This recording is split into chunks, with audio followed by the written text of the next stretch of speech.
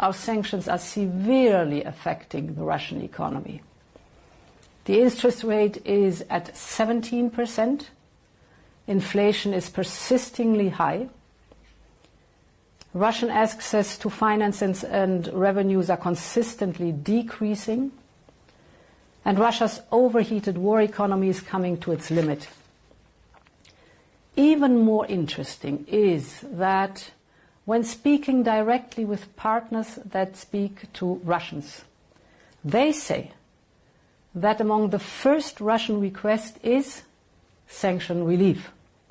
So we know that our sanctions are an effective tool of economic pressure. We must be very clear. This is Russia's war, and the perpetrator must pay for it.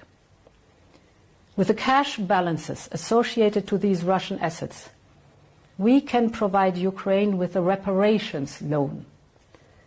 The assets themselves will not be touched, and the risk will have to be carried collectively. Ukraine will only pay back the loan once Russia pays reparations. This is my video update on this Friday afternoon, September the 19th. Coming to you from Nicosia, Cyprus. Let's talk about some news. And Ursula just announced the 19th sanctions package. Yep, we are at number 19. She gave about a 7-8 minute speech about the 19th sanctions package. And it is going to be sanctioning the Russian shadow fleet. Yep, that Russian shadow fleet will be sanctioned. A couple hundred more tankers. She said that they're going to go after Russian banks and payment systems, and going after the countries that are working with Russian banks and payment systems and Russia's version of SWIFT. She hinted at that, though she didn't get into many details as to what exactly that's going to be. She also said that the European Union is going to be accelerating its phasing out of Russian LNG. So that's also going to happen. It was supposed to be phased out by 2027, and now Ursula is going to try to phase it out by 2026. And she mentioned something about crypto, though she didn't get into any specifics there. And she also talked about secondary sanctions and mentioned China funding Russia's war machine or something along those lines. She didn't get into any of the specifics in her statement, so we're going to have to wait and see exactly what this 19th sanctions package is going to be all about. But if I had to take a guess, it's not nearly enough to convince Trump to place sanctions on Russia, which is Trump's condition. He wants Europe and NATO to stop purchasing Russian oil, to tariff China, and then, according to Trump, statements that he gave just the other day from the UK to Fox News, once Europe and NATO, once they do this, then he is ready to sanction Russia, to place major sanctions on Russia, though Trump also does not get into any of the details as to what these major U.S. sanctions on Russia would be if the European Union and NATO member states decided to stop purchasing Russian oil and to tariff China 50 to 100%. So that was Ursula's statement. The interesting part about her statement on the 19th sanctions package, which has now just become a ritual for the European Union. It's ritualistic more than anything else. But the interesting part was at the end of her statement. She said that the European Union will present its proposal to seize the Russian assets. And she's talking about this reparations loan scheme that she's cooking up. I've talked about this in many videos. The loan that EU member states are going to provide to Ukraine. And backing this loan will be the Russian assets, as well as EU member states collectively. They're going to guarantee this loan, but the loan's going to be based on the Russian frozen assets.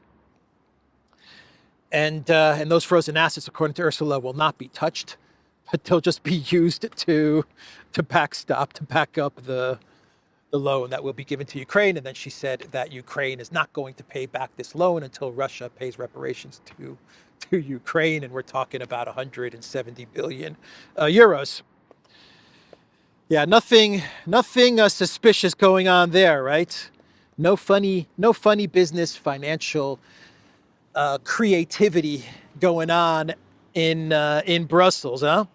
We're going to use someone else's asset to provide a loan, to get a loan and to provide a loan. We're going to use someone else's asset, and then we're going to give that money to a third party, to Ukraine, and Ukraine is never going to pay us back.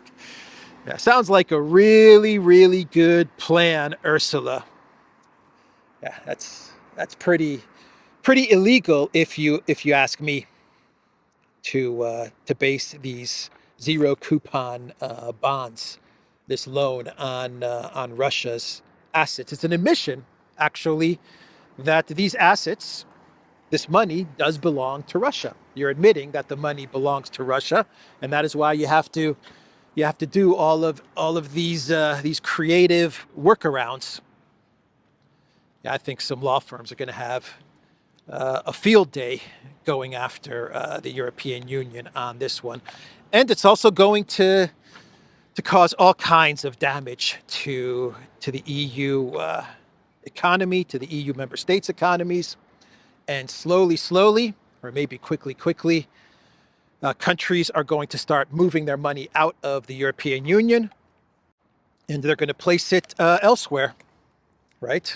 That's what's going to happen. And you already have an announcement that China and Russia are creating a Euro clear competitor.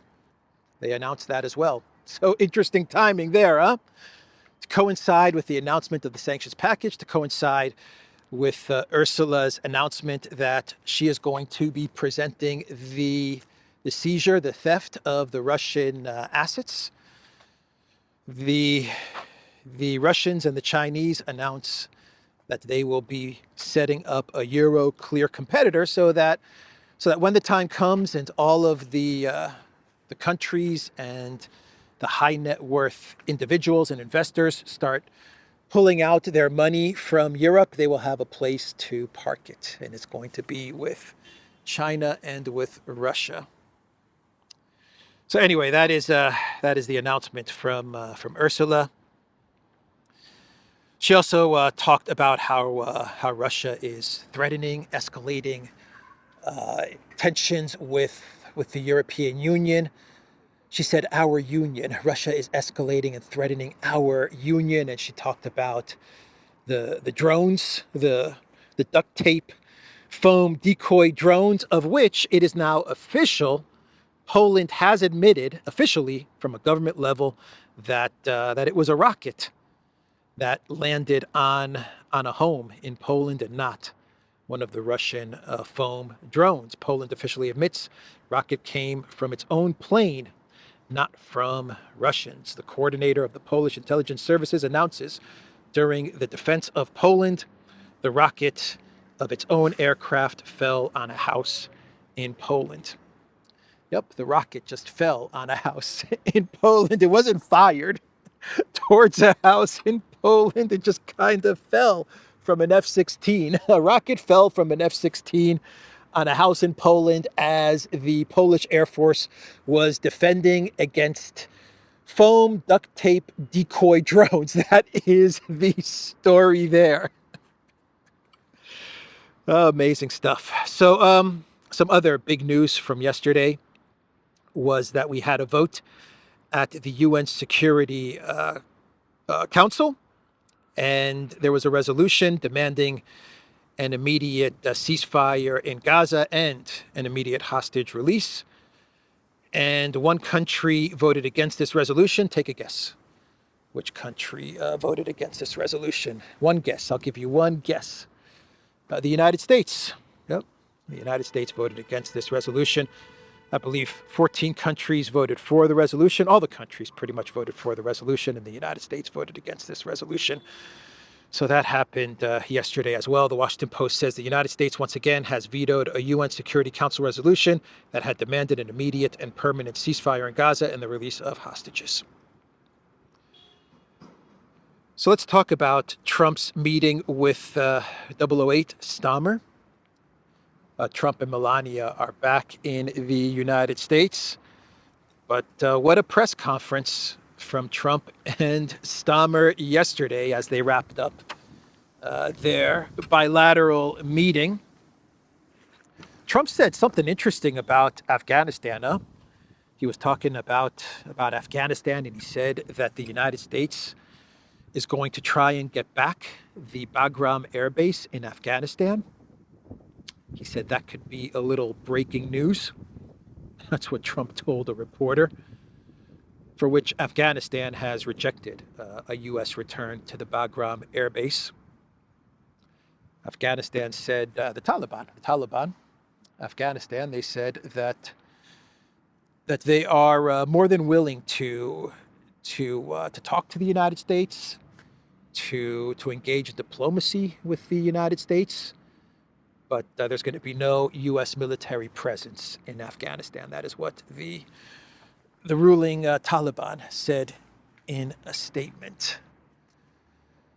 Quite an incredible statement from Trump, huh? We want to get Bagram Air Base back.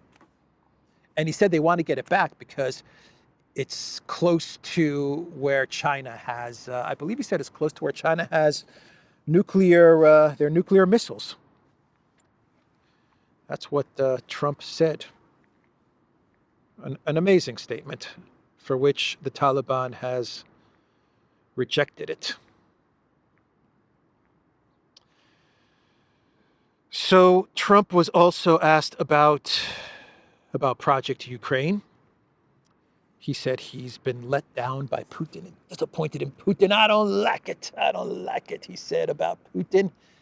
But once again, he said that, look, if Europe stops buying oil, stops buying Russian oil, and stops buying Russian oil from China and tariffs China, then he said it's going to bring the price of oil down, and that's going to be the end of the conflict. That'll be the end of Putin's war, is what Trump said, which is not really how it works, is it?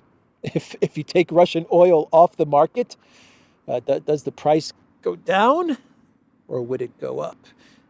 And wouldn't Russia be able to sell that oil elsewhere? Or wouldn't China or India be able to sell that oil elsewhere? It's also interesting how he's not talking about India anymore. 2 weeks ago, it was Europe needs to stop buying Russian oil through India. Yesterday, Trump started saying that Europe needs to stop buying Russian oil through China. So you see how the whole thing is changing. It's chaotic. It's chaotic. The bottom line is Trump is basically finding a way to evade having to place secondary sanctions on China and India, and having to place sanctions on Russia, and to go along with the Europeans. This is Trump's way of trying to evade all of that. From the Kiev Post, Art of Deflection. Trump points to European allies after let down by Putin. Yeah, so he's saying Putin let me down, and he let me down, and I'm disappointed, and I don't like it. I don't like him. He is letting me down. But the only way for Trump to get on side with the rest of the collective West is if they start tariffing China and stop purchasing Russian oil. Not going to happen. And judging by Ursula's statements, we have to wait and see exactly what the sanctions are going to be. But judging by her initial statement announcing the sanctions package, not enough. It is not enough to sway Trump, to change his position. The Times of the UK has an article with the title, "Emerging Unscathed from Trump Press Conference is a Triumph for Stalmer." Just the fact that Stalmer didn't look like an idiot alongside Trump is a victory. A victory. We won. You did great, Keir Stalmer. You didn't look like a fool. You didn't embarrass the United Kingdom. Call it a win. Very, very, very low expectations for Sir Keir Stalmer. Just don't mess up. Don't embarrass yourself. Don't embarrass the country. And we'll call it a victory. Trump also said that when it comes to security guarantees for Ukraine, he said the United States will provide security to Ukraine, fighter jets and stuff like that. But once there is a negotiated peace deal, that's what Trump said. He said, once we have a negotiated peace deal and we have a ceasefire, we have a peace and everything's done, he said, yeah, the United States will absolutely help provide security for Ukraine. So he said that as well. Let's move on and talk about Putin, what he said. He revealed that there are 700,000 active Russian soldiers on the front in Ukraine. Putin reveals number of troops engaged in Ukraine conflict. This is about 50% of the total number of active Russian military. The total number of Russian forces, military is, I believe, 2.5 million, and active military is 1.4 million. So 50%, according to Putin, is engaged in the conflict in Ukraine. And then we are getting reports from the United States that they are going to be supplying Ukraine with advanced drone swarm technology from ETHEREUM, which is set to send Kiev 33,000 AI-controlled UAVs under a Pentagon contract by the end of the year.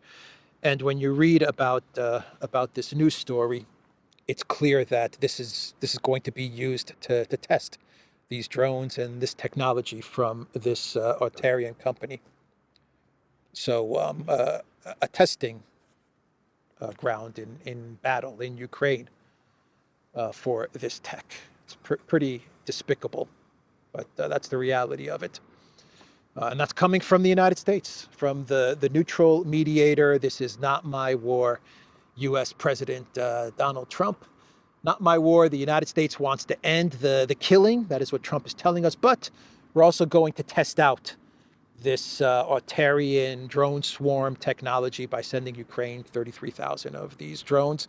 And this is going to happen, actually, by the end of the year.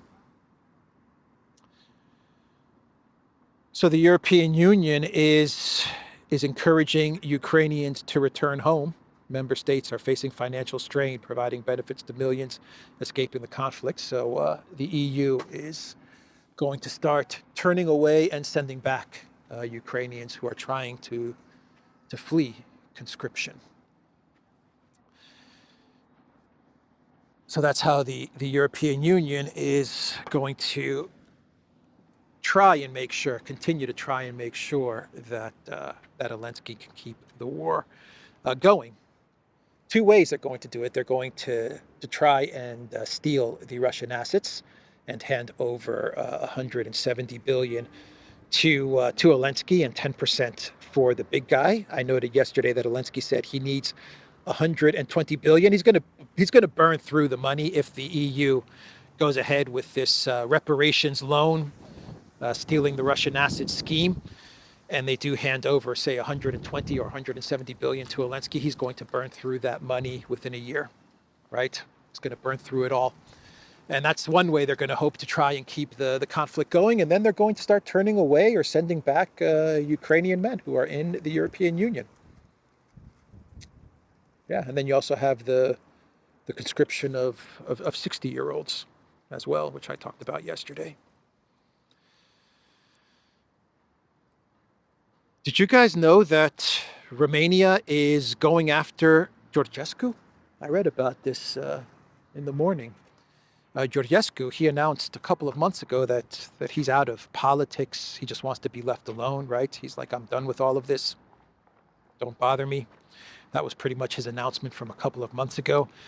But that's not enough for the EU globalist elite, right? Not enough. Once they've decided to destroy you, they're going to destroy you all the way to the very end. They're not going to leave him alone. He was very naive to believe that he would be able to be left alone. They meddled in the elections in Romania. They prevented Georgescu from becoming president.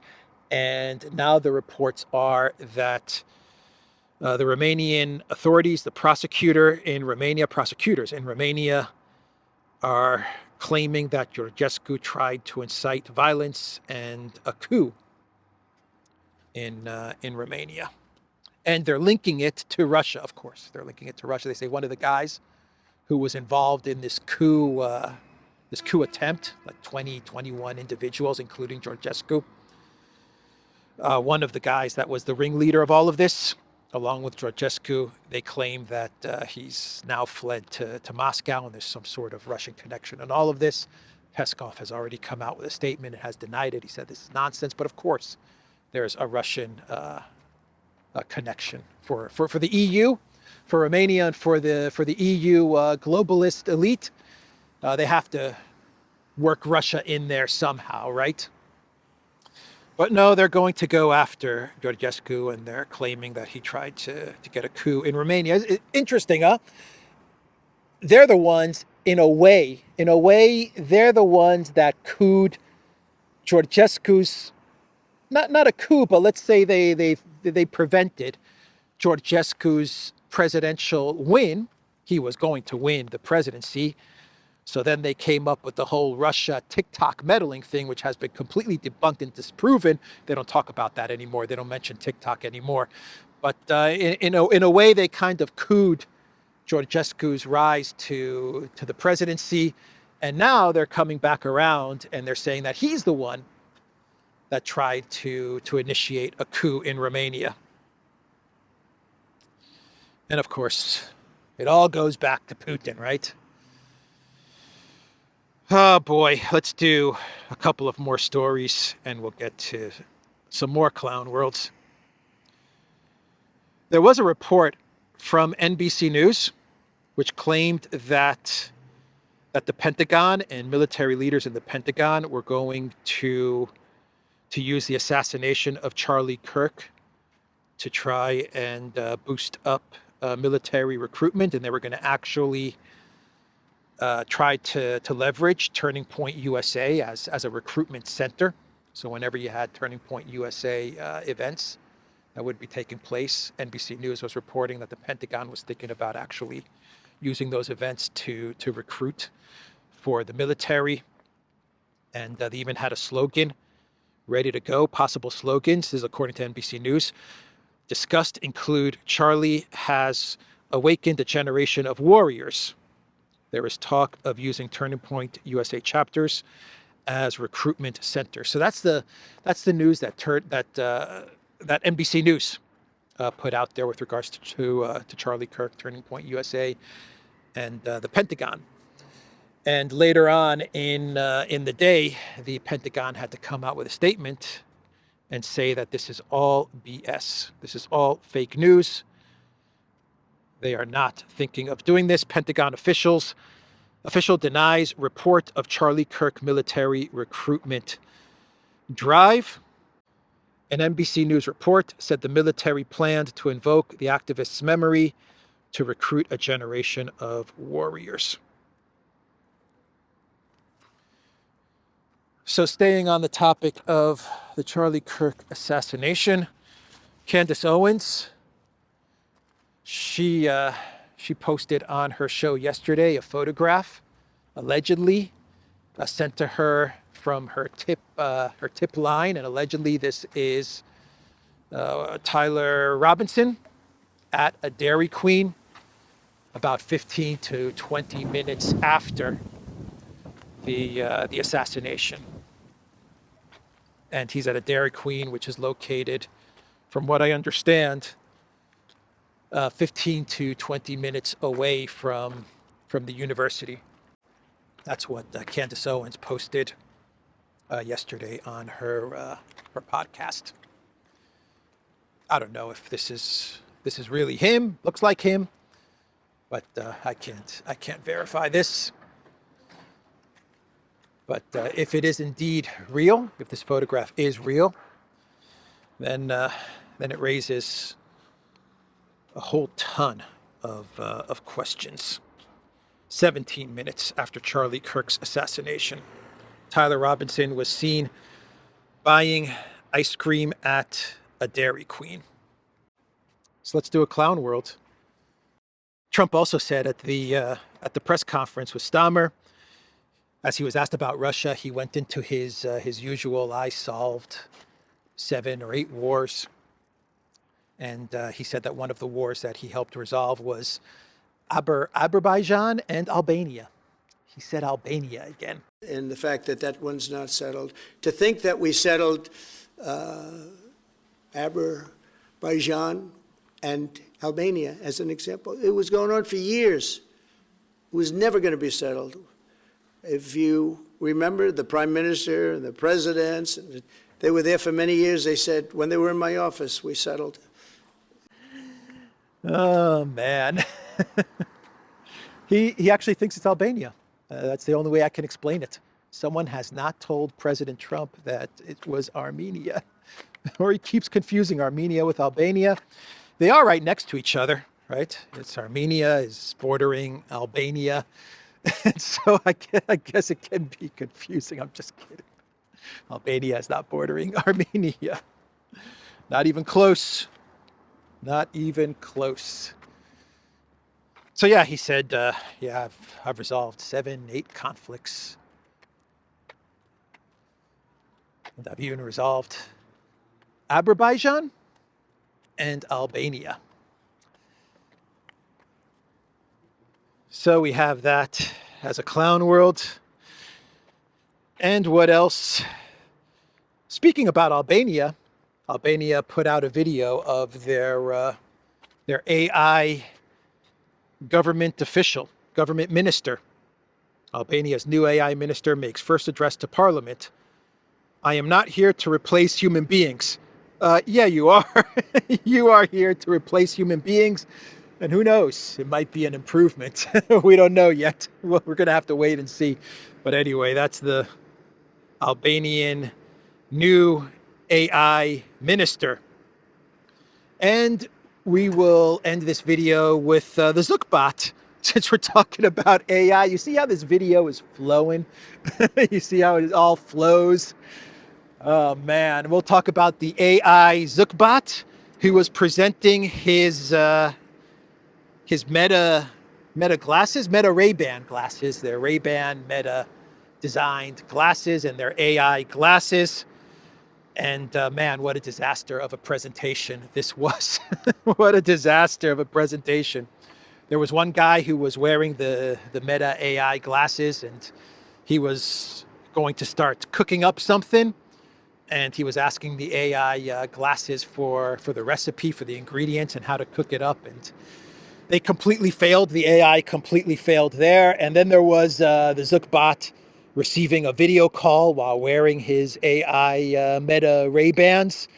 And for about a minute and a half, it was awkward, man. Nothing was working. Nothing was working on these glasses. I'll play some of the videos from this event. And I will leave it there. Why would anyone wear these things? I don't know. Maybe I'm wrong about this. I understand the mobile phone. I get it. The phone makes sense. A watch makes sense. But why would you want to wear these glasses? For what reason are you going to wear glasses around? Just so you can get some AI talking to you or telling you how to cook something up or take a photograph wearing these AI glasses? I don't get it. I don't get it at all. I always thought the goal was to try and not wear glasses. I thought that was the goal. Anyway, who knows? So I'll play the videos, and that'll be the end of this video.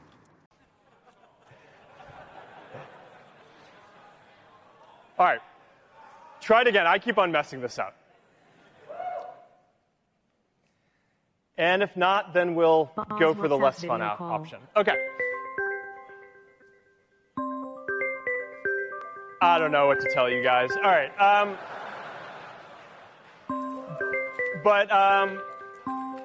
We're going to have Boz come out here, and we're just going to go to the next thing that I wanted to show and hope that will work. All right. What do I do first? You've already combined the base ingredients, so now grate a pear to add to the sauce. What do I do first?